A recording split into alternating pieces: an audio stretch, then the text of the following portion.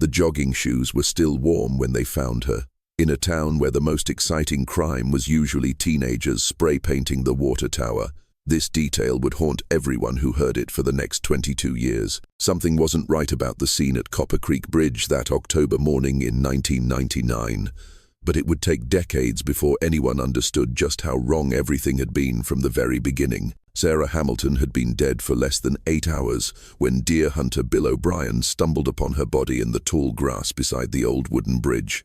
The early morning mist still clung to the creek below, and the autumn leaves created a carpet of gold and crimson that should have been beautiful.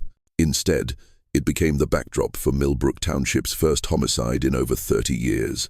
If you're following cases like this, make sure you're subscribed, because what happened next reveals how small-town investigations can miss crucial details that only become clear with time. Sarah was 26, a kindergarten teacher who had moved to Millbrook just 2 years earlier to escape what she called the chaos of Detroit. She lived alone in a modest rental house on Pine Street, 3 blocks from the elementary school, where children adored her patient smile and creative lesson plans. Every Tuesday and Thursday evening, without fail, she would lace up her Nike running shoes and take the same 5-mile loop through the rural roads that surrounded the township. The route took her past cornfields ready for harvest, abandoned barns with sagging roofs, and eventually along the gravel path that led to Copper Creek Bridge. The 19th of October, 1999 started like any other Tuesday for Sarah. She had taught a lesson about pumpkins to her 23 kindergartners, stayed after school to grade worksheets, and driven home in her red Honda Civic as the sun began to set. Her neighbor, Mrs. Patricia Mendez, saw her arrive around 5:30 p.m. and wave from her front porch. At exactly 6:15 p.m., according to the digital clock on her microwave, Sarah left for her run. She wore her usual gear, black running tights, a bright yellow windbreaker, and reflective strips on her shoes. The temperature was dropping, but she had run in much worse conditions. The first sign that something was wrong came when Sarah didn't show up for work the next morning. Principal Robert Fisher called her house 3 times before driving to Pine Street himself. Her Honda was parked in the driveway, her front door was unlocked, and her apartment showed no signs of struggle. Her work bag sat on the kitchen counter, lesson plans scattered beside it, as if she had been interrupted mid-preparation. The coffee maker was programmed to brew at 6 a.m., but the pot was still empty. Bill O'Brien had been hunting the same stretch of woods along Copper Creek for 15 years. He knew every fallen log, every deer trail, every place where the morning light filtered through the canopy in just the right way. When he saw the flash of yellow fabric through the trees, his first thought was that someone had dumped trash near the bridge. It wasn't until he got closer that he realized the yellow windbreaker was still being worn. Sarah lay on her side in a natural depression beside the creek, partially hidden by a cluster of oak saplings. Her body was positioned almost carefully, as if someone had wanted to conceal her, but couldn't bring themselves to do it completely. There were no obvious signs of violence from a distance, no blood visible on her clothing or the surrounding grass. Her running shoes were still tied, her house key was still safely pinned to her jacket pocket, and her hands were clean. For a moment, O'Brien thought she might have collapsed from exhaustion or a medical emergency, but when he called her name and received no response, he knew he was looking at something far worse than a training accident. Sheriff Daniel Walsh had been preparing for retirement when the call came in at 7:43 a.m. At 58, he had spent most of his career writing traffic tickets, mediating neighbor disputes, and occasionally dealing with drunk teenagers. The most serious crime he had investigated was a string of mailbox vandalism in 1997 that turned out to be committed by a bored 2-year-old with a baseball bat.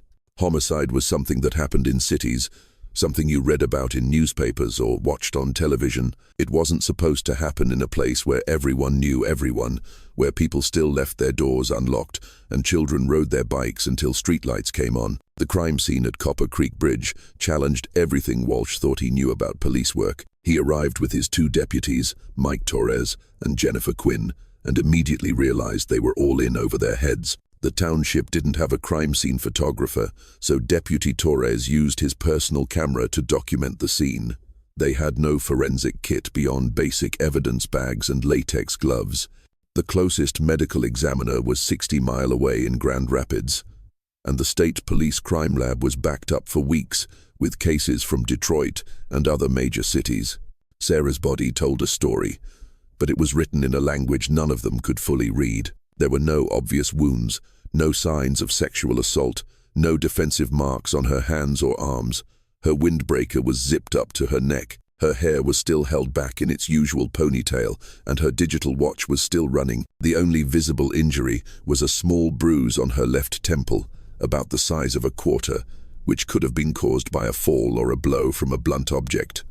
Dr. Martin Hoffman, the local physician who served as acting coroner, estimated she had been dead for 6 to 8 hours based on body temperature and rigor mortis. The lack of obvious evidence created more questions than answers. If Sarah had been attacked during her run, where was the struggle? The gravel path showed no signs of disturbance, no skid marks or scattered gravel that would indicate a confrontation. Her running route was well established and predictable, making her an easy target for someone who knew her habits. But the isolated location also meant there were no witnesses. The nearest house was over a mile away, and the bridge was invisible from any road. Deputy Quinn discovered the first potential clue when she examined Sarah's running shoes more carefully. Embedded in the treads of both shoes were small fragments of reddish clay that didn't match the soil near the creek. The clay was distinctive, almost orange in color, and unlike anything they found in the immediate area.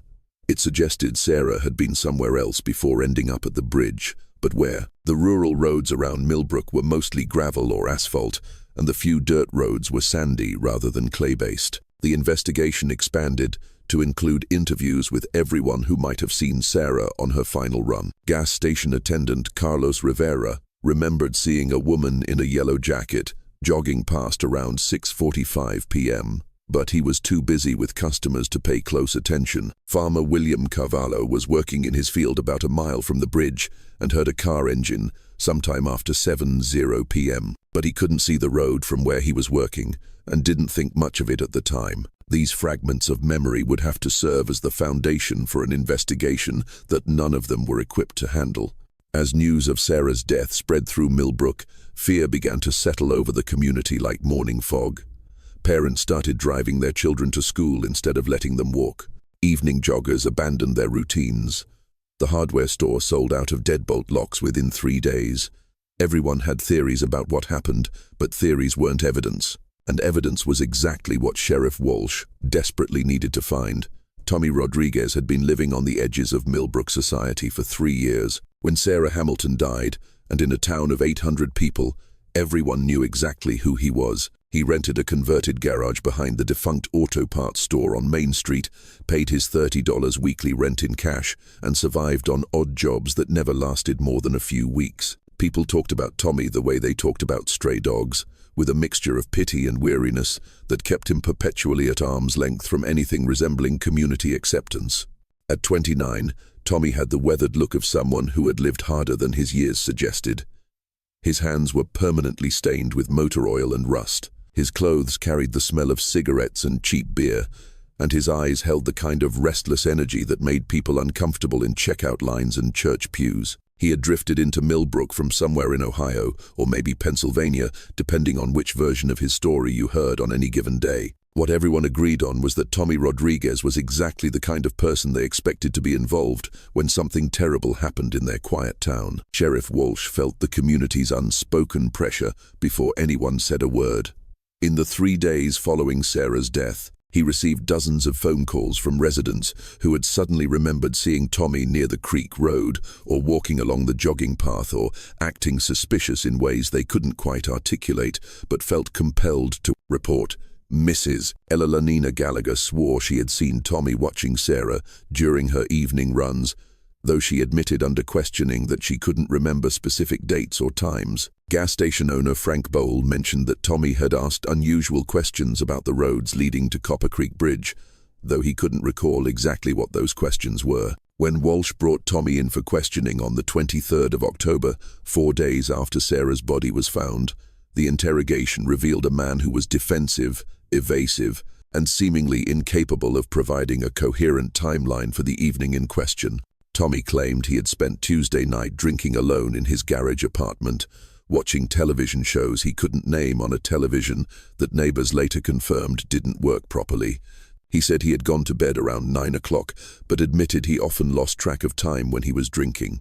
His story changed slightly with each retelling, small inconsistencies that transformed him from a person of interest into the primary suspect. The physical evidence, however, refused to cooperate with the community's certainty. Tommy's fingerprints were not found on Sarah's clothing or running gear. His shoes, when examined by the state crime lab, contained no traces of the distinctive reddish clay found on Sarah's running shoes. A search of his garage apartment revealed nothing more incriminating than empty beer bottles and past-due bills. Most damaging to the case against him, Tommy's blood type didn't match a small sample found under Sarah's fingernail, though the sample was too degraded for more sophisticated testing. With the technology available in 1999, Deputy Jennifer Quinn harbored private doubts about Tommy's guilt that she couldn't shake despite the pressure from her colleagues and the community to build a solid case. During her interview with Tommy's occasional employer, construction contractor Pete Santoro, she learned that Tommy had been working a demolition job in Kalamazoo the week before Sarah's death. The job site foreman confirmed that Tommy had access to company vehicles during that period, including a pickup truck that was returned with unusual wear on the tires and mud-caked in the wheel wells. But when Quinn tried to connect this information to the timeline of Sarah's murder, the details became frustratingly vague. As weeks passed, the investigation into Tommy Rodriguez consumed the sheriff's department's limited resources while generating diminishing returns. The state police offered assistance, but their involvement required paperwork and procedures that Walsh's small department struggled to navigate efficiently. Evidence sat waiting for lab analysis. Witnesses' memories grew less reliable with time, and the community's initial fear began transforming into frustrated impatience for an arrest that would restore their sense of safety and order. Detective Patricia Moore arrived in Millbrook 18 months after Sarah Hamilton's murder, assigned by the state police to review cold cases in rural Michigan counties. She was 34 years old, methodical by nature, and had spent 5 years working homicides in Detroit before requesting a transfer to less urban assignments. What she found in the Hamilton case file was a textbook example of how good intentions and limited resources could derail a murder investigation before it really began. The evidence room in the basement of the Millbrook Township building was more storage closet than forensic facility. Cardboard boxes labeled with Sarah's name contained items that had been collected but never properly processed, soil samples that had dried out and cracked, photographs that had faded from improper storage, and witness statements that raised more questions than they answered. Moore spent her first week simply cataloging what existed, creating an inventory that revealed how many crucial investigative steps had been skipped or performed inadequately. The reinvestigation began with the reddish clay found on Sarah's running shoes, evidence that had been noted but never fully explored. Moore arranged for geological analysis that identified the clay as containing iron oxide concentrations consistent with deposits found near abandoned mining operations. The closest match was an area 15 miles northeast of Millbrook, where copper mining had ceased in the 1942nd and left behind distinctive soil patterns. But when Moore visited the site, she found no clear connection to Sarah Hamilton or any obvious reason why she would have been in that remote location. Tommy Rodriguez had been released after 6 months of intermittent questioning, his status shifting from suspect to person of interest to someone who simply couldn't be eliminated or confirmed. By the time Moore took over the case, Tommy had drifted out of Millbrook entirely, leaving no forwarding address and no trace of where he might have gone. Tracking him became another dead end in an investigation full of promising leads that led nowhere conclusive. The Hamilton family's relationship with the investigation had deteriorated steadily as months passed without answers. Sarah's parents, Margaret and Robert Hamilton, had driven from their home in Ann Arbor every few weeks during the first year, meeting with Sheriff Walsh and pressing for updates that became increasingly disappointing. Margaret Hamilton was a retired librarian with a researcher's instinct for detail and organization, qualities that initially made her a valuable ally in the investigation, but eventually transformed her into what some officers privately considered a difficult obstacle to their work. Margaret had created her own case file complete with timelines, maps, and copies of every document she could obtain through official channels and persistent requests. She corresponded regularly with forensic experts, private investigators, and retired police officers, seeking opinions and advice that often contradicted the work being done by the local authorities. Her theories about the case grew more elaborate and urgent as time passed. Fueled by true crime books, television shows, and internet forums that promised solutions to mysteries that professional investigators couldn't solve, Detective Moore found herself caught between institutional loyalty and growing respect for Margaret Hamilton's dedication. The older woman's amateur investigation had uncovered details that the official investigation had missed. Sarah had received several hang-up phone calls in the weeks before her death, calls that were never traced or investigated.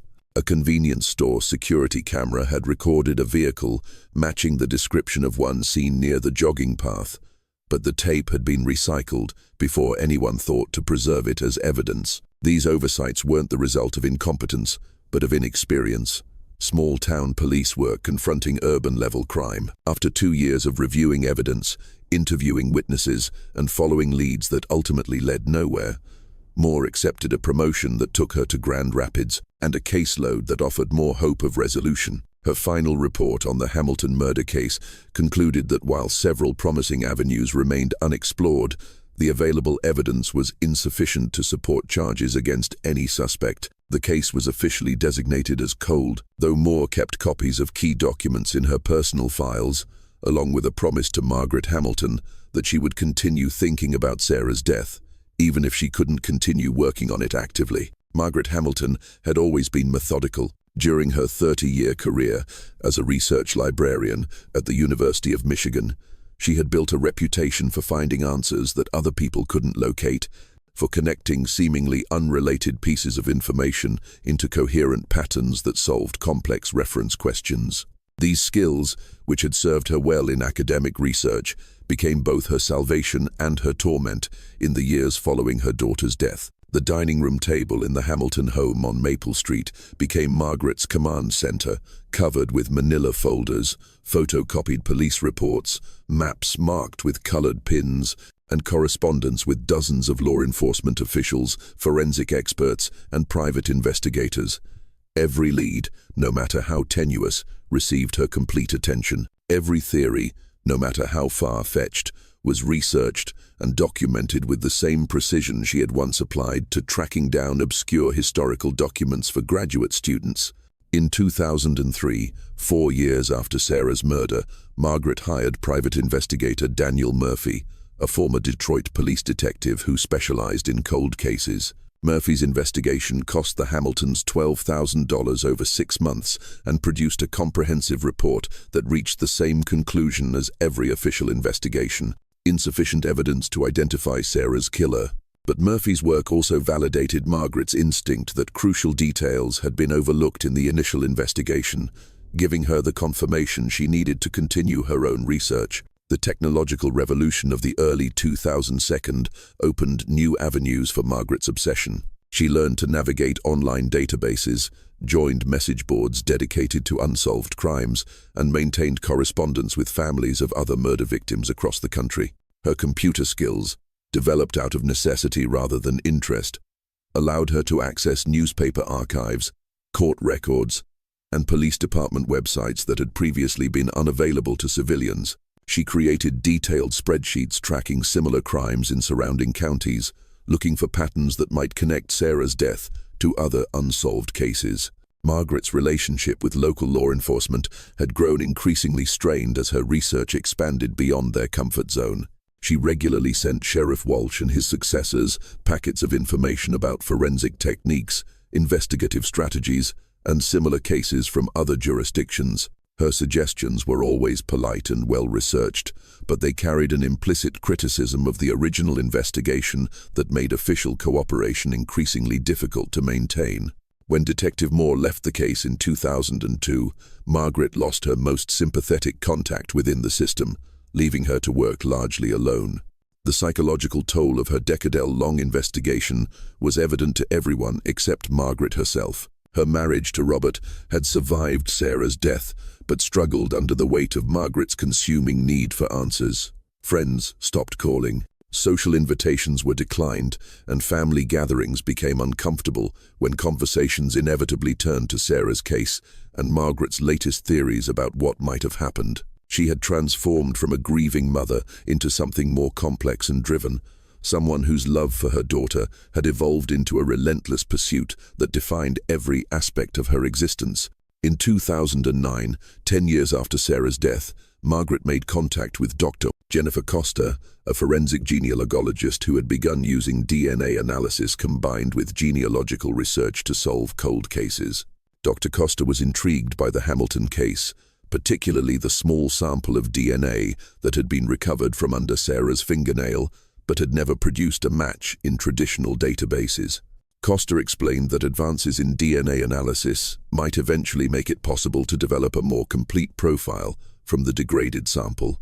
Though the technology wasn't quite ready yet, Margaret's correspondence with Dr. Costa became a lifeline during the darkest period of her investigation. Costa understood the technical aspects of forensic science in ways that complemented Margaret's research skills, and their partnership represented the first time in years that Margaret felt she was working with someone who shared her determination to find answers. They discussed the case regularly, analyzing evidence from new angles and waiting for technological advances that might finally break the case open. The cardboard boxes containing Sarah Hamilton's evidence had been moved 3 times in 20 years, from the Millbrook Township basement to a county storage facility, then to a climate-controlled warehouse when concerns about evidence degradation finally prompted upgrades to the region's cold case storage systems. By 2019, the boxes were part of a larger initiative by the Michigan State Police to review unsolved cases using advanced DNA analysis techniques that hadn't existed when the crimes were originally investigated. Dr. Jennifer Costa had been working with law enforcement agencies across the Midwest for 5 years when the Hamilton case file landed on her desk as part of the state's cold case review program. The evidence sample that had frustrated investigators for 2 decades was smaller than a grain of rice extracted from cells found under Sarah's left ring fingernail and preserved in a solution that had partially degraded over time. Previous analysis had been able to determine only that the DNA belonged to a male who was not Sarah Hamilton. Information that had eliminated some suspects but provided no positive identification. Advances in DNA extraction and analysis had revolutionized forensic science in ways that seemed almost miraculous compared to the capabilities available in 1999.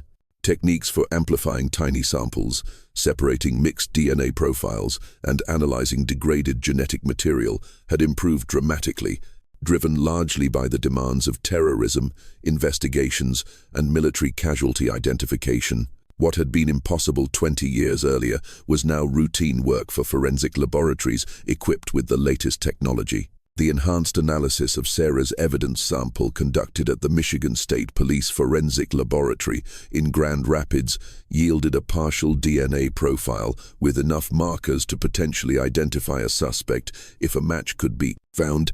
The profile was immediately compared against the FBI's combined DNA index system, which contained genetic profiles from convicted felons, arrestees, and evidence from unsolved crimes across the country. The search produced no matches, a disappointing but not unexpected result, given that many criminals had never been arrested or convicted in the modern era of DNA collection. Dr. Costa approached the Hamilton case with a different strategy, one that had been developed only in the previous few years and had already produced spectacular results in several high-profile cold cases. Instead of relying solely on criminal databases, genetic genealogy used public DNA databases containing genetic information uploaded by people researching their family histories. These databases contain millions of profiles from ordinary citizens who had submitted DNA samples to companies like 23andMe and Ancestry DNA, creating an unprecedented resource for identifying individuals through their family relationships.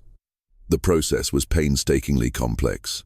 Costa uploaded the partial DNA profile from Sarah's evidence to GEDmatch, a public database that allowed law enforcement to search for genetic relatives of unknown suspects. The initial search produced hundreds of potential matches, ranging from close relatives to distant cousins, several generations removed. Each match had to be investigated using traditional genealogical research, building family trees that traced genetic relationships back through multiple generations to identify common ancestors. Costa spent months constructing elaborate family trees for the most promising genetic matches, using census records, birth certificates, marriage licenses, and obituaries to map out extended family relationships. The work was tedious and often frustrating, requiring her to become an expert in genealogical research techniques that complemented her scientific training. She was looking for a pattern that would point to a specific individual who could have been in Michigan in October 1999 and had the opportunity to encounter Sarah Hamilton. The breakthrough came in March 2019 when Costa's analysis of a particularly strong genetic match led her to a family line that included several men of the right age who had lived or worked in the Great Lakes region during the late 1992. One name stood out from the genealogical research: Kevin Fraser, a 47-year-old insurance adjuster from Cleveland, Ohio, whose work had required extensive travel throughout the Midwest during the period when Sarah was murdered. Costa's preliminary research revealed that Fraser had no criminal record and appeared to be a model citizen, making him an unlikely suspect, but someone who warranted further investigation. If you're following cases where cutting-edge science finally provides answers that families have waited decades to receive, you'll want to stay with us as this investigation takes a turn that nobody in Millbrook could have predicted. The connection between Kevin Fraser and Sarah Hamilton's murder was about to reveal how a single moment of violence could remain hidden for 20 years, protected by nothing more than the absence of the right technology and the assumption that killers always look like the kind of people we expect them to be. The genealogical investigation that would finally solve Sarah Hamilton's murder began with a genetic match so distant that most researchers would have dismissed it as irrelevant. Dr. Jennifer Costa found herself working with a DNA connection that indicated the unknown suspect shared a great-great-great-grandmother with someone in the public database, a relationship so remote that it required tracing family lines back to the early 1800s to find the common ancestor. But Costa had learned that in genetic genealogy, even the most tenuous connections could lead to breakthrough identifications when pursued with methodical patience. Working from her home office in Ann Arbor, Costa transformed her spare bedroom into a genealogical war room that resembled Margaret Hamilton's dining room command center in its obsessive attention to detail. Whiteboards covered 3 walls filled with hand-drawn family trees that sprawled across generations like botanical diagrams of human relationships. Each potential suspect was assigned a different colored marker, creating a visual representation of genetic possibilities that grew more complex with each passing week of research. The initial genetic match had led Costa to the Morrison family line, Scottish immigrants who had settled in Ohio in the 1842nd and whose descendants had spread throughout the Midwest over the following century and a half. Census records from 1900 showed 17 Morrison families living in Ohio, Michigan, and Indiana, each representing a potential branch that could have produced Sarah's killer. Costa methodically researched each family line using birth certificates, marriage records, military service documents, and obituaries to track the movement of Morrison descendants through multiple generations. The breakthrough came when Costa discovered that one branch of the Morrison family had changed their surname in 1923, when patriarch James Morrison legally adopted his wife's maiden name of Fraser after inheriting her family's small manufacturing business. This seemingly minor historical detail had created a genealogical blind spot that had concealed the Fraser family's connection to the Morrison genetic line, making them nearly invisible to traditional database searches that relied on surname matching. The Fraser family research revealed 3 men of the right age who could potentially match the DNA profile from Sarah's fingernail: Robert Fraser, a retired auto worker living in Detroit; Michael Fraser, a construction supervisor from Grand Rapids, and Kevin Fraser, an insurance adjuster based in Cleveland, but whose work required extensive travel throughout the Great Lakes region. Costa's initial background checks revealed that Robert Fraser had been hospitalized for surgery during October 1999, eliminating him as a suspect. Michael Fraser had solid employment records, showing he had been working on a construction project in Florida during the weeks surrounding Sarah's murder. Kevin Fraser, however, presented a more complex picture. His employment records with Midwest Mutual Insurance showed a pattern of travel that had taken him throughout Ohio, Michigan, Indiana, and Wisconsin during the late 1992nd, investigating claims for automobile accidents, property damage, and personal injury cases. His work required him to visit accident scenes, interview witnesses, and assess damage in remote locations, often working alone and maintaining flexible schedules that made it difficult to establish precise whereabouts for specific dates. Costa's research into Kevin Fraser's background revealed what appeared to be an exemplary life. He had been married to the same woman, Linda Fraser, for 18 years.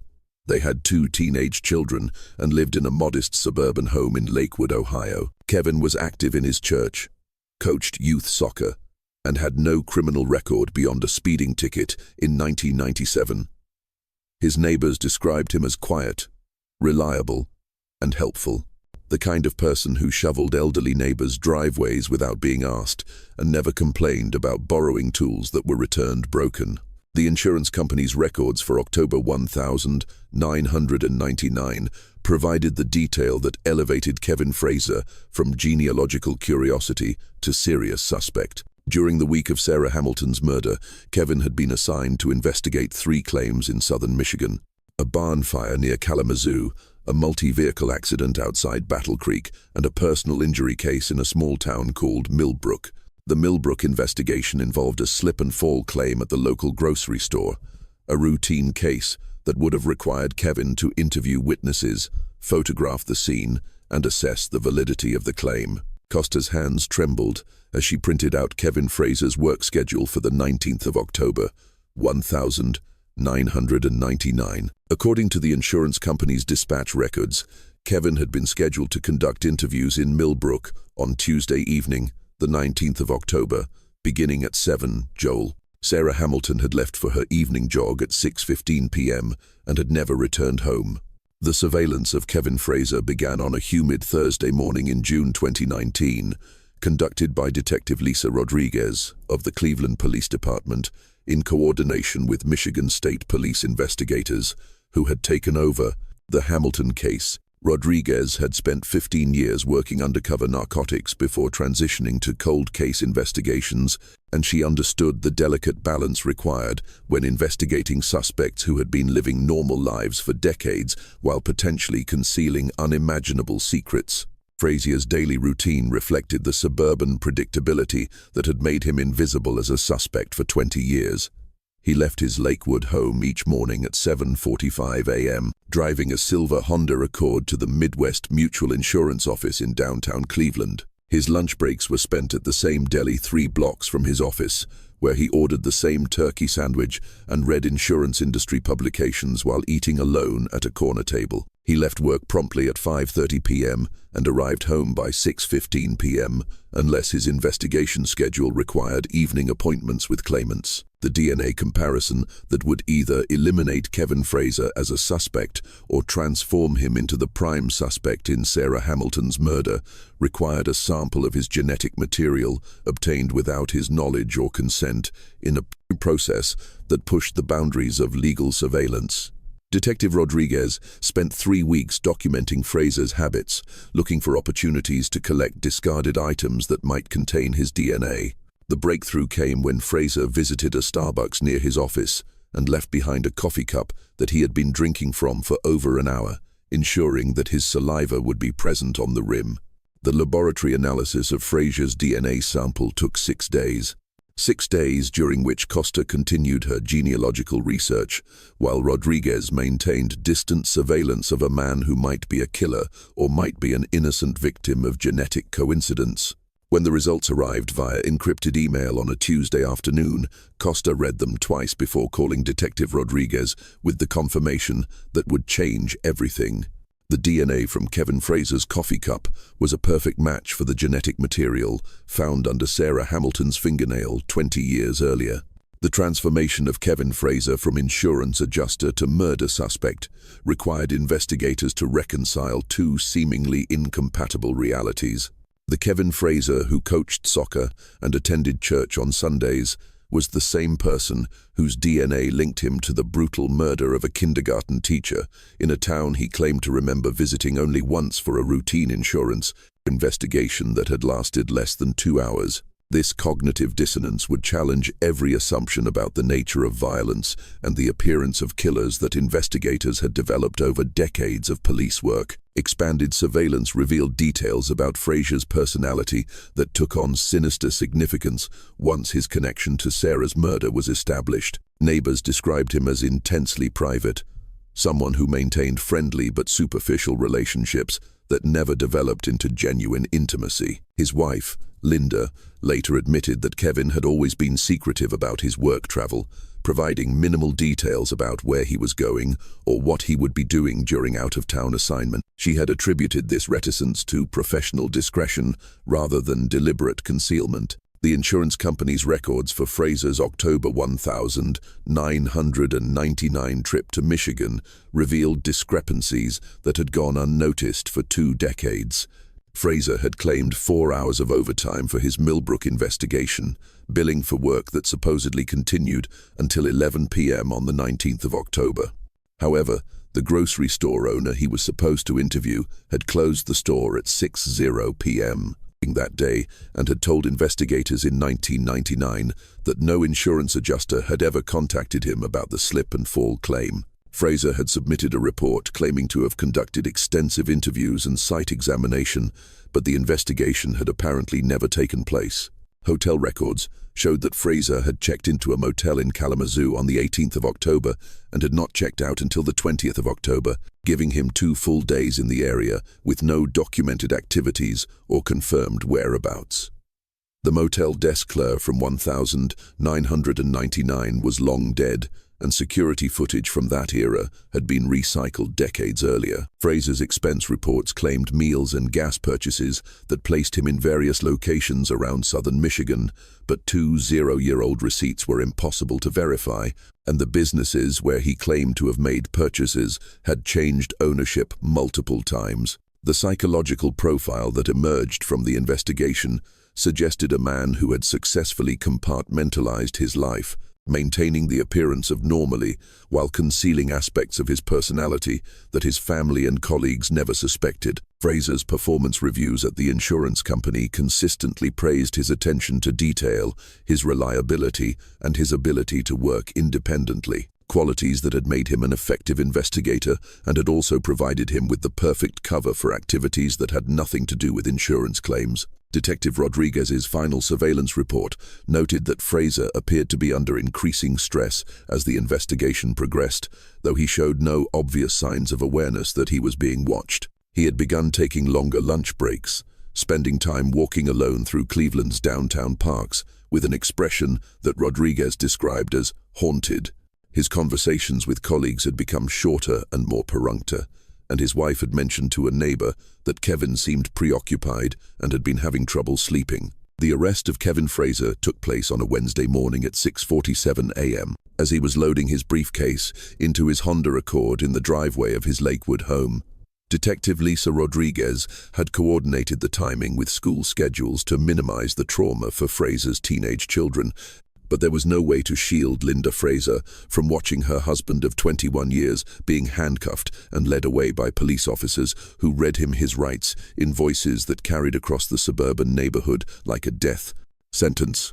Fraser's initial response to the arrest was a composure that unnerved the experienced investigators who had expected either denials or emotional breakdown. He listened to the charges against him with the same professional attention he had once given to insurance claims, asking clarifying questions about the evidence and the legal process with a detachment that seemed inappropriate for someone facing life in prison. It wasn't until the interrogation room door closed behind him at the Cleveland Police Department that the mask he had worn for 2 decades finally began to crack. The confession came in fragments over 3 days of questioning, each revelation more devastating than the last. Fraser initially maintained his innocence, claiming he had never heard of Sarah Hamilton and had no memory of being in Millbrook on the 19th of October, 1999. When presented with the DNA evidence, he shifted to suggesting the sample had been contaminated or that he might have unknowingly encountered Sarah at some point during his Michigan trip. But when investigators showed him the insurance company records documenting his falsified reports and unaccounted time, Fraser's carefully constructed defenses finally collapsed. The truth that emerged was more disturbing than anyone had imagined. Fraser admitted that he had fabricated the slip-and-fall investigation as an excuse to spend extra time in the Millbrook area, drawn by what he described as an inexplicable urge to experience the isolation and vulnerability of rural Michigan roads. He had been driving aimlessly through the countryside when he encountered Sarah Hamilton jogging alone on the gravel path leading to Copper Creek Bridge. What happened next, according to Fraser's confession, was a crime of opportunity that transformed an evening drive into a murder that had haunted him for 20 years. Fraser's description of the attack was clinically detailed, delivered in the same measured tone he had once used to describe property damage and personal injury claims. He had pulled his rental car over near the bridge and had approached Sarah under the pretense of asking for directions. When she had tried to continue her run, he had grabbed her arm, triggering a brief struggle that ended when Sarah fell and struck her head on a rock near the creek bank. Fraser claimed he had intended only to force her into his car, but Sarah's resistance and the isolated location had escalated the encounter into something he insisted he had never planned. The confession revealed the methodical mind of someone who understood investigation procedures and had used that knowledge to cover his tracks. Fraser had moved Sarah's body to the position where it was eventually found, had cleaned the immediate area of obvious evidence, and had thrown the rock that caused her fatal injury into the creek where it would never be recovered. He had changed clothes in his motel room, had burned the garments he had worn during the attack, and had created false documentation to support his fabricated timeline. Most chillingly, he had returned to his normal life within hours of committing murder, calling his wife from the motel to discuss their children's school activities with no trace of emotion in his voice. The psychological evaluation conducted during Fraser's confession painted a picture of someone who had compartmentalized his violent impulses so effectively that even he struggled to reconcile the person he had become with the person who had killed Sarah Hamilton. Dr. Patricia Hoffman, the forensic psychiatrist who interviewed Fraser, noted that he showed signs of genuine remorse for Sarah's death, while simultaneously expressing pride in his ability to avoid detection for 2 decades. This contradiction, she concluded, reflected a personality disorder that allowed Fraser to function normally in society while harboring impulses that most people could never imagine acting upon. News of Fraser's arrest sent shockwaves through both Lakewood and Millbrook, communities that had to confront the reality that a killer had been living among them undetected for over 20 years. In Lakewood, neighbors struggled to reconcile their memories of the helpful man who had shoveled their driveways with the confessor who had described Sarah Hamilton's murder in emotionless detail. The courtroom in Allegan County was filled to capacity on the morning of Kevin Fraser's sentencing hearing, creating an atmosphere of collective catharsis that had been building for over 2 decades. Margaret Hamilton sat in the front row behind the prosecutor's table, flanked by her husband, Robert, and their surviving son, Michael, facing the man whose confession had finally provided answers to questions that had consumed her life since 1999. At 73, Margaret appeared smaller and more fragile than she had during her years of relentless investigation, but her eyes held the sharp focus of someone who had waited 22 years to witness justice for her daughter. Detective Patricia Moore had returned to Millbrook for the hearing, traveling from Grand Rapids, where she now supervised the cold case unit for the Michigan State Police. Her presence in the courtroom represented a symbolic completion of the investigation she had been forced to abandon years earlier when limited resources and primitive forensic technology had made Sarah Hamilton's murder seem unsolvable. Moore's testimony during the hearing provided a detailed account of the investigative challenges that had allowed Fraser to escape detection for so long, highlighting how advances in DNA analysis and genealogical research had finally made justice possible. Frazier's sentencing hearing revealed the full emotional toll of a murder that had affected far more lives than anyone had realized at the time. The victim impact statements painted a picture of a community that had never fully recovered from Sarah's death, where parents had restricted their children's freedom, where evening joggers had abandoned their routines, and where the loss of innocence had lingered for over 2 decades. Principal Robert Fisher, now retired, spoke about the empty classroom that had never quite felt complete in all the years since Sarah's death, and about the students who still asked about the teacher who had loved them and then disappeared. The Hamilton family's statements were the emotional centerpiece of the hearing, providing a window into the psychological devastation that extends far beyond the immediate victim of violent crime. Robert Hamilton, speaking in a voice weakened by age and grief, described 22 years of wondering whether his daughter's killer was someone he had encountered in grocery stores or gas stations, someone who might have been living a normal life, while the Hamilton family remained frozen in a moment of incomprehensible loss. Michael Hamilton spoke about growing up in the shadow of his sister's murder, watching his mother transform from a grieving parent into an obsessed investigator whose search for answers had consumed the family's ability to heal. Margaret Hamilton's statement was the culmination of more than 2 decades of pain, frustration, and determination that had defined her existence since the morning she learned of Sarah's death. Standing before the man who had killed her daughter, Margaret spoke not of revenge or hatred, but of the exhaustion that comes from carrying unanswered questions for 22 years. She thanked Dr. Jennifer Costa and the investigators whose work had finally provided the truth she had sought, and she spoke about her hope that other families dealing with unsolved murders would find similar resolution through advances in forensic science.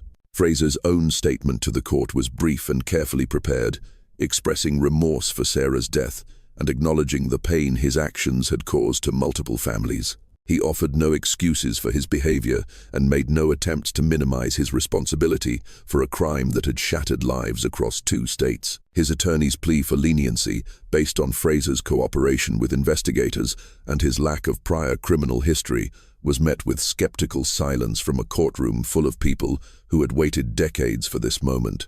Judge William Thompson's sentencing remarks reflected the unique nature of a case that had spanned technological revolutions, generational changes, and the evolution of forensic science, from primitive evidence collection to sophisticated DNA analysis. He noted that Frazier's 22 years of freedom after committing murder represented a form of theft that extended far beyond Sarah Hamilton's life, stealing peace of mind from an entire community and condemning the Hamilton family to decades of uncertainty and pain.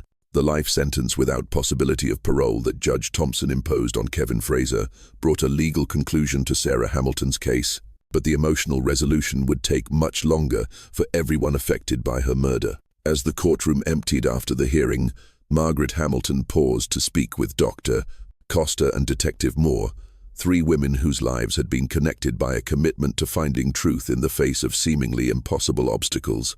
The story of Sarah Hamilton's murder and its eventual resolution through cutting-edge forensic science offers hope to families dealing with unsolved cases, while serving as a reminder of the patience and persistence required to achieve justice in an imperfect system. If you've been following this case and others like it, we want to hear your thoughts about how advances in technology are changing the landscape of criminal investigation and whether you believe other cold cases from the 1992nd might be solved using similar techniques.